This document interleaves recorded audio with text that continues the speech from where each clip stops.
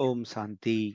आज की अव्यक्त मुरली 15 मार्च सन 1972 से लिया गया है, जिसका शीर्षक है त्याग और भाग्य। अपने को त्याग तपस्वी मूर्त समझते हो।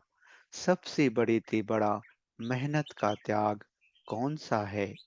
बच्चे कहते देह अभिमान, बाप दादा कहते ज्ञान का अभिमान व बुद्धि का अभिमान भी क्यों आता है?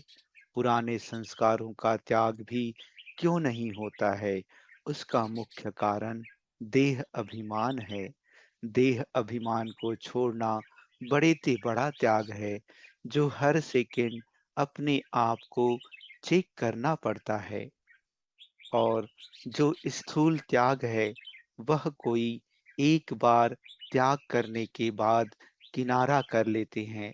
लेकिन यह जो देह अभिमान का त्याग है, वह हर सेकंड देह का आधार लेते रहना है। लेकिन यहाँ सिर्फ रहते हुए न्यारा बनना है।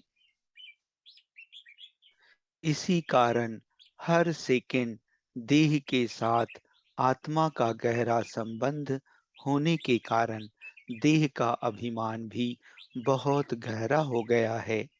अब इसको मिटाने के लिए मेहनत लगती है। अपने आप से पूछो कि सब प्रकार का त्याग किया है? क्योंकि जितना त्याग करेंगे, उतना ही भाग्य प्राप्त करेंगे। वर्तमान समय में व भविष्य में भी ऐसे नहीं समझना कि संगम युग में सिर्फ त्याग करना है और भविष्य में भाग्य लेना है। ऐसे नहीं है। जो जितना त्याग करता है और जिस घड़ी त्याग करता है, उसी घड़ी जितना त्याग उनके रिटर्न में उनको भाग्य जरूर प्राप्त होता है। संगम युग में त्याग व प्रत्यक्ष रूप में भाग्य क्या मिलता है, यह जानते हो? अभी अभी भाग्य क्या मिलता है? सतयुग में तो मिलेगा जीवन मुक्ति पद। अब क्या मिलता है आपको? अपने त्याग का भाग्य मिलता है। संगम युग में त्याग का भाग्य बड़े ते बड़ा यही मिलता है कि स्वयं भाग्य बनाने वाला अपना बन जाता है। यह सबसे बड़ा भाग्य हुआ ना। यह सिर्फ संगम युग पर ही प्राप्त होता है, जो स्वयं भगवान अपना बन जाता है। अगर त्याग नहीं तो बाप भी अपना नहीं। देह का भान है तो क्या बाप याद है? बाप के समीप संबंध का अनुभव होता है। जब देह भान का त्याग करते हो, तो देह भान का त्याग करने से ही देही अभिमानी बनने से पहली प्राप्ति क्या होती है? यही ना कि निरंतर बाप की स्मृति में रहते हो, अर्थात हर सेकंड के त्याग से हर सेकंड के लिए बाप के सर्व संबंध का, सर्व शक्तियों का अपने साथ अनुभव करते हो। तो यह सबसे बड़ा भाग्य नहीं, यह भविष्य में नहीं मिलेगा। इसलिए कहा जाता है यह सहज ज्ञान और सहज राजयोग भविष्य फल नहीं, लेकिन प्रत्यक्ष फल देने वाला है। भविष्य तो वर्तमान के साथ साथ बांधा हुआ ही है, लेकिन सर्वश्रेष्ठ भाग्य सारे कल्प के अंदर और कहाँ नहीं प्राप्त करते हो। इस समय ही त्याग और तपस्या से बाप का हर सेकंड का अनुभव करते हो, अर्थात बाप को सर्व संबंधों से अपना बना लेते हो। पुकार यह नहीं करते थे, पुकारते तो कुछ और थे, लेकिन प्राप्ति क्या हो गई? जो ना संकल्प न स्वप्न में था, वह प्राप्ति हो रही है ना। तो जो ना संकल्प ना स्वप्न में बात हो वह प्राप्त हो जाए, इसको कहा जाता है भाग्य। जो चीज मेहनत से प्राप्त होती है उसको भाग्य नहीं कहा जाता है।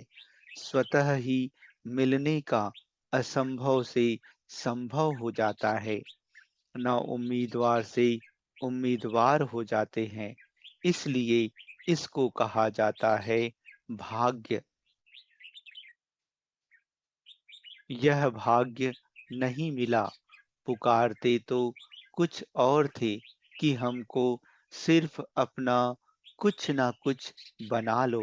इतना ऊंच बनना नहीं चाहते थे, लेकिन मिला क्या? स्वयं तो बन गए, लेकिन बाप को भी सब कुछ बना लिया। तो यह भाग्य नहीं, संगम युग का श्रेष्ठ भाग्य इसी त्याग से मिलता है। सदैव यह सोचो कि अगर देह भान का त्याग नहीं करेंगे, अर्थात देही अभिमानी नहीं बनेंगे, तो भाग्य भी अपना नहीं बना सकेंगे। अर्थात संगम युग का जो श्रेष्ठ भाग्य है उनसे वंचित रहेंगे। अगर मानो सारे दिन में कुछ समय देह अभिमान का त्याग रहता है और कुछ समय नीचे रहते हैं, अर्थात देह के भान का त्याग नहीं, तो उतना ही संगम युग में श्रेष्ठ भाग्य से वंचित होते हैं। भाग्य बनाने वाला बाप जब हर सेकंड भाग्य बनाने की विधि सुना रहे हैं, तो क्या करना चाहिए? उसी विधि से सर्व सिद्धियों को प्राप्त करना चाहिए। विधि को ना अपनाने के कारण क्या रिजल्ट होती है? ना अवस्था की वृद्धि होती है और ना सर्व प्राप्तियों की सिद्धि होती है। तो क्या करना चाहिए? विधाता द्वारा मिली हुई विधियों को सदा अपनाना चाहिए, जिससे वृद्धि भी होगी और सिद्धि भी होगी। तो चेक करो, संकल्प के रूप में व्यर्थ संकल्प का कहाँ तक त्याग किया है। वृत्ति सदा भाई भाई की रहनी चाहिए, उस वृत्ति को कहाँ तक अपनाया है, और देह में देहधारीपन की वृत्ति का कहाँ तक त्याग किया है। समझते हो मैसूर वाले, आज तो खास इन्हों से मिलने आए हैं ना, क्योंकि इतने दूर से मेहनत से स्नेह से आए हैं, तो बाप को भी दूर देश से आना ही पड़ा है, तो खुशी होती है ना। आज खास दूर देश से आने वालों के लिए दूर देश से बाप भी आए हैं। तो जिससे स्नेह होता है, तो स्नेही के स्नेह में त्याग कोई बड़ी बात नहीं होती है। विकारों के स्नेह में आकर अपनी शुद्ध बुद्ध का भी त्याग, तो अपने शरीर का भी त्याग किया। बच्चों के स्नेह में माँ तन का भी त्याग करती है ना। जब देहधारी के संबंध के स्नेह में अपना ताज, तख्त और अपना असली स्वरूप सब छोड़ दिया ना, तो जब अभी बाप के स्नेही बने हो, तो क्या यह देह अभिमान का त्याग नहीं कर सकते हो? मुश्किल है। सोचना चाहिए कि अल्पकाल के संबंध में इतनी शक्ति थी, जो ऊपर से नीचे ला दिया। ऊपर से नीचे इसलिए आए हो ना। और अब बाप जब कहते हैं और बाप से सर्व संबंध जोड़े हैं, तो क्या बाप के स्नेह में यह उल्टा देह अभिमान का त्याग कोई बड़ी बात है? छोटी बात है ना। फिर भी क्यों नहीं कर पाते हो? यह तो एक सेकंड में कर देना चाहिए। बच्चा अगर 1 मास बीमार होता है, तो माँ का जो अल्पकाल का संबंध है, देह का संबंध है, फिर भी माँ 1 मास के लिए सब कुछ त्याग कर देती है। देह की स्मृति सुख त्याग करने में देरी नहीं करती, मुश्किल भी नहीं समझती है। तो यहाँ क्या करना चाहिए? यहाँ तो सदा काल का संबंध और सर्व संबंध है, सर्व प्राप्ति का संबंध है। तो यहाँ 1 सेकंड भी त्याग करने में देरी नहीं करनी चाहिए। लेकिन कितने वर्ष लगाया है देह का भान त्याग करने में, कितना वर्ष लगाया है, कितने वर्ष हो गए? बच्चे कहते 36 वर्ष बाबा। बाप दादा कहते लगना चाहिए 1 सेकंड, और लगाया है 36 वर्ष। बच्चे कहते आधा कल्प का अभ्यास पड़ा हुआ है बाबा। बाप दादा कहते और वह जो आधा कल्प देह भान से और विकारों से न्यारे थे, वह आधा कल्प का अभ्यास 1 सेकंड में भूल गया। इसमें टाइम लगा क्या? बच्चे कहते त्रेता में भी 2 कला कम हो जाती है ना बाबा। बाप दादा कहते फिर भी विकारों से तो परे रहते हो ना। सतयुग त्रेता में निर्विकारी तो थे ना। 2 कला कम होने के बाद भी त्रेता में निर्विकारी तो कहेंगे ना। विकारों के आकर्षण से परे थे ना। यह भी आधा कल्प के संस्कार हो गए, तो वह क्यों नहीं स्मृति में जल्दी आते हैं? आत्मा का असली रूप भी क्या है? आप आत्मा के निजी असली संस्कार व गुण कौन से हैं? वही है ना जो बाप में है, जो बाप के गुण है। ज्ञान का सागर, सुख का सागर, शांति का सागर, वह सागर है। पर आप स्वरूप तो हो, तो जो आत्मा के निजी गुण हैं, शांति स्वरूप तो हो ना। यह तो संग के रंग में परिवर्तन में आए हो, लेकिन वास्तविक जो आत्मा के स्वरूप का गुण है, वह तो बाप के समान है ना। वह भी क्यों नहीं जल्दी स्मृति में आना चाहिए? ऐसे ऐसे अपने से बातें करो, समझा? ऐसे ऐसे अपने से बातें करते करते, अर्थात रूह रूहान करते करते रूहानियत में स्थित हो जाएंगे। यह अभी नहीं सोचो कि द्वापर के यह पुराने संस्कार हैं, इसलिए यह हो गया। यह नहीं सोचो। इसके बजाय यह सोचो कि मुझ आत्मा के आदि संस्कार और अनादि संस्कार कौन से हैं। सृष्टि के आदि में जब आत्माएं आईं, तो क्या संस्कार थे? दैवी संस्कार थे ना। तो यह सोचो, आदि में आत्मा के संस्कार और गुण कौन से थे? मध्य को नहीं सोचो। अनादि और आदि संस्कारों को सोचो, तो क्या होगा कि मध्य के संस्कार बीच बीच में जो प्रज्वलित होते हैं, वह मध्यम हो जाएंगे। मध्यम ढीले को कहा जाता है। कहते हैं ना, इसकी चाल मध्यम है, तो मध्य के संस्कार मध्यम हो जाएंगे, और जो अनादि और आदि संस्कार हैं, वह प्रत्यक्ष रूप में दिखाई देंगे। समझा? सदैव अनादि और आदि को ही सोचो। जैसे संकल्प करेंगे, वैसे ही स्मृति रहेगी, और जैसी स्मृति रहेगी, वैसी समर्थि हर कर्म में आएगी। इसलिए स्मृति को सदैव श्रेष्ठ रखो।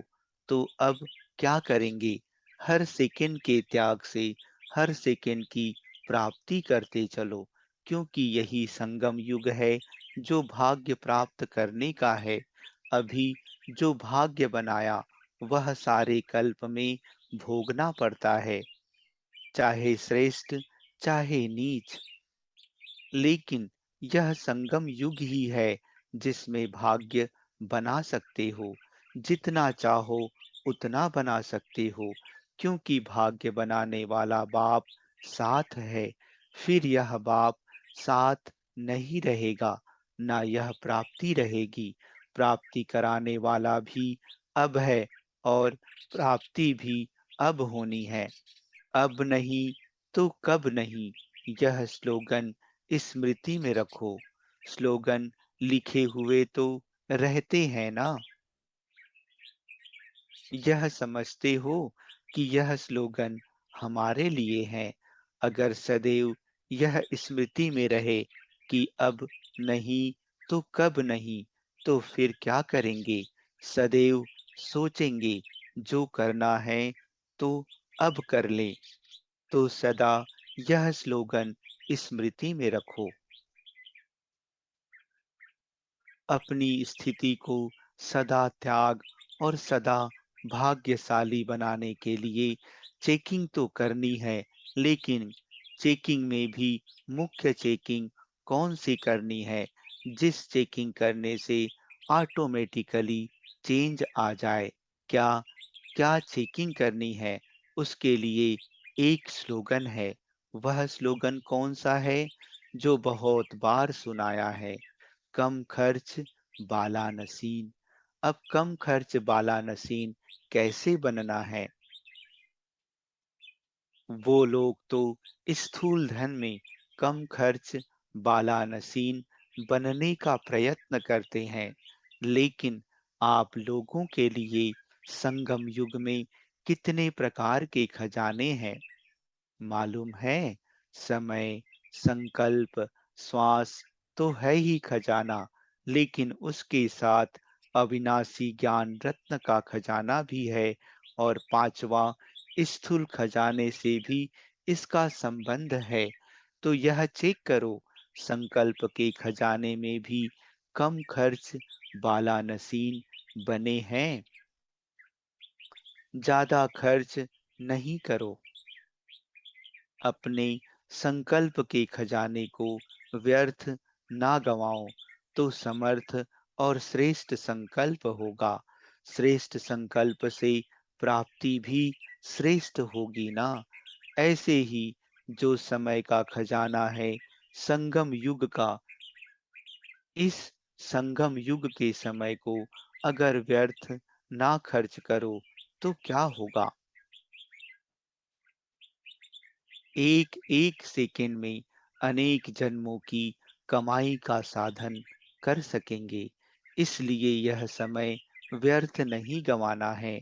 ऐसे ही जो श्वास अर्थात हर श्वास में बाप की स्मृति रहे, अगर एक भी श्वास में बाप की याद नहीं तो समझो व्यर्थ गया। तो श्वास को भी व्यर्थ नहीं गंवाना। ऐसे ही ज्ञान का खजाना जो है, उसमें भी अगर खजाने को संभालने नहीं आता, मिला और खत्म कर दिया तो व्यर्थ चला गया। मनन नहीं किया ना।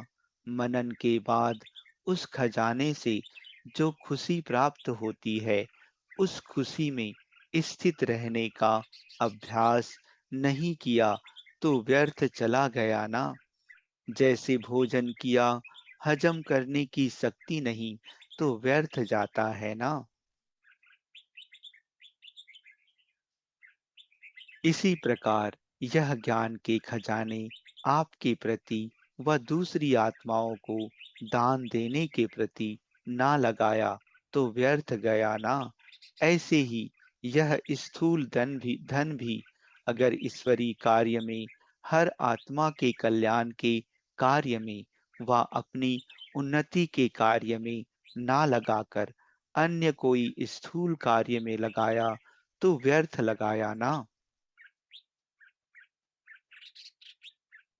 क्योंकि अगर ईश्वरीय कार्य में लगाते हो तो यह स्थूल धन एक का लाख गुना बनकर प्राप्त होता है। और अगर एक व्यर्थ गंवा दिया तो एक व्यर्थ नहीं गंवाया, लेकिन लाख व्यर्थ गंवाया। इसी प्रकार जो संगम युग का सर्व खजाना है, उस सर्व खजाने को चेक करो कि कोई भी खजाना व्यर्थ तो नहीं जाता है।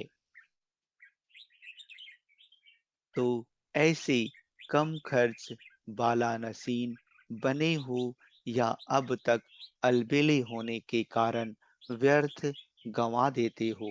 जो अलबेले होते हैं वह व्यर्थ गंवाते हैं, और जो समझदार होते हैं, नॉलेजफुल होते हैं, सेंसिबल होते हैं, वह एक छोटी चीज भी व्यर्थ नहीं गंवाते। ऐसे के लिए ही कहा जाता है कम खर्च बाला नसीन। ऐसे हो।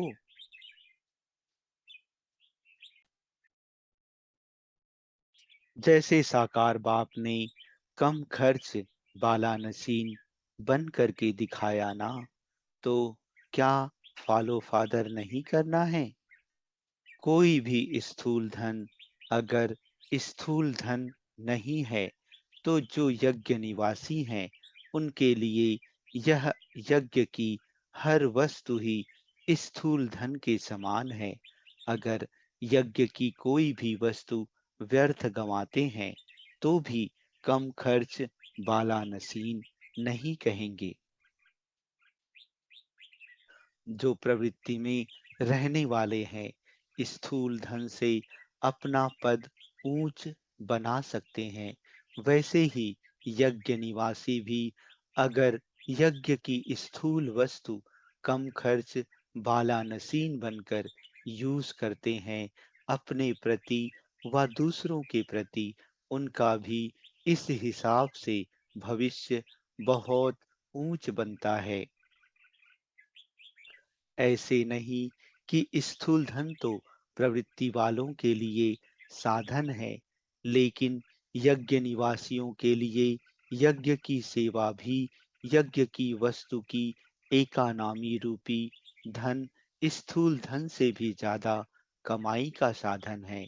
इसलिए जब यज्ञ की एक भी चीज यथार्थ रूप से लगाते हो व संभाल करते हो, व्यर्थ से बचाव करते हो, तो समर्थी आती है भविष्य प्राप्ति के लिए। व्यर्थ से बचाव किया अपना भविष्य बनाने की, तो प्राप्ति हुई ना। इसलिए हरेक को अपने आप को ठीक करना है। तो अपने को कम खर्च बाला नसीन कितना बनाया है। व्यर्थ से बचो, समर्थ बनो। जहाँ व्यर्थ है वहाँ समर्थ जरा भी नहीं, और जहाँ समर्थी है वहाँ व्यर्थ जावे यह हो नहीं सकता। अगर खजाना व्यर्थ जाता है तो समर्थी नहीं आ सकती है।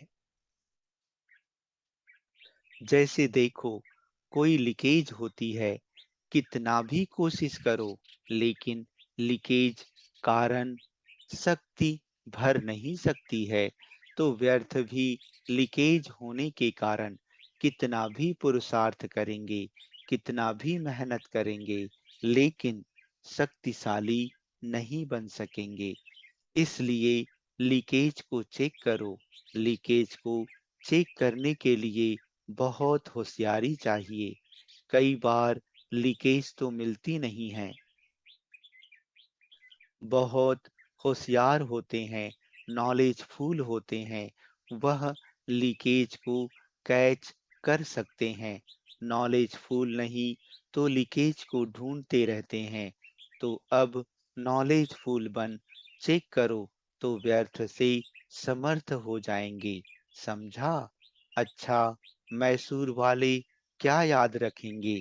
माताएं सिर्फ याद की यात्रा में रहती है ना, क्योंकि भाषा तो समझ नहीं सकती। यह तो याद रखेंगी ना, कम खर्च बाला नसीन। फिर भी भाग्यशाली हो, यह तो समझती हो सारे सृष्टि में हम विशेष आत्माएं हैं। अच्छा, यह समझती हो कि यहाँ कई बार आए हैं, या समझती हो कि पहली बार ही आए हैं?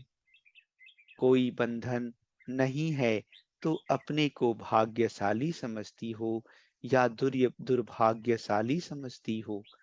निर्बंधन हो तो अपना भविष्य ऊंच बना सकती हैं। आप तो डबल भाग्यशाली हो। एक तो बाप मिला, दूसरा भविष्य बनाने के लिए निर्बंधन बनी हो, और ही खुशी होती है ना। ऐसे तो नहीं, पता नहीं क्या है। दुख तो महसूस नहीं होता, सुख अनुभव करती हो ना। अच्छा हुआ जो निर्बंधन हो गई। ऐसे अपने को भाग्यशाली समझते हो, या कभी दुख भी आता है और कोई साथ होगा तो टक्कर होगा? शिव बाबा अगर साथ है तो टक्कर नहीं होगा ना। संगम युग में लौकिक सुहाग का त्याग श्रेष्ठ भाग्य की निशानी है। आत्मा की प्रवृत्ति में यह संबंध नहीं है। प्रवृत्ति में संबंध में तो नहीं आती हो। अगर प्रवृत्ति में रह आत्मा के संबंध में रहती हो तो अपना डबल भाग्य बना सकती हो। प्रवृत्ति में रहते देह के संबंध से न्यारी रहती हो तो प्रवृत्ति में रहने वाले ऐसा भाग्य बना रहे हो। अच्छा, ओम शांति।